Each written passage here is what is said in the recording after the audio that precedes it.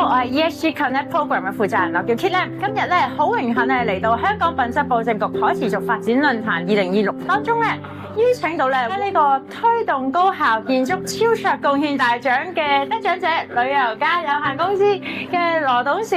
阿 Paul， 同我哋咧大家一齊咧分享一下咧佢獲得咧呢個嘉許有啲咩感受喎？有請阿 Paul。首先好多謝 HKQAA 啦，咁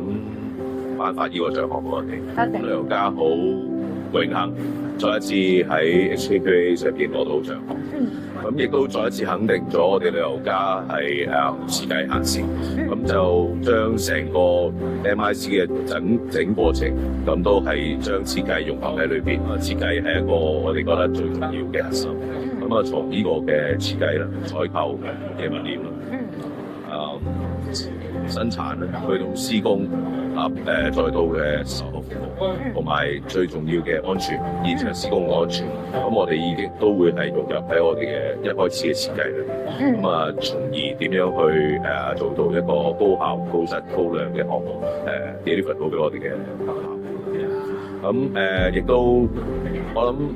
可持續發展最重要嘅元素就係設計。咁我哋公司係十分着重喺呢個方面去，因為有設計、有改善、有進步、有創新，先會令到呢個行業同埋呢個生態繼續健康發展。好好啊，係咧，咁阿 Paul 嚟緊咧，你哋公司會唔會都會有啲乜嘢大方向啊，或者一啲計劃咧，去繼續支持我哋香港 QAA 咧，去推動呢個高效建築同可持續發展咧？咁旅遊家頭先都講到啦，都係設計為主，係核心。咁從呢個嘅我哋選用嘅材料啦，會有一啲好新穎嘅新嘅材料啦，去應用啦，例如輕質石屎啦，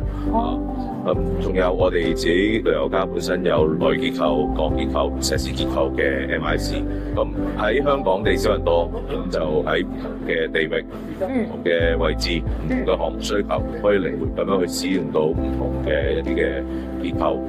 ，MIC 模組。最後就係我哋依家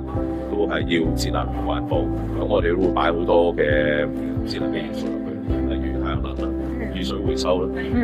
係啦，同埋一啲保溫、隔熱、性能更好嘅材料擺入去我哋嘅設計元素裏邊。好啊，因為而家香港嘅天氣都真係越嚟越熱啦，咁隔熱呢個元素都好重要啊。咁非常之期待咧，喺香港啦，可以咧帶來更加多咧嚟自旅遊家嘅高效高質啦、安全施工啦，同埋可持續發展嘅作品俾大眾噶喎。多謝你啊，Paul，Thank you，多謝。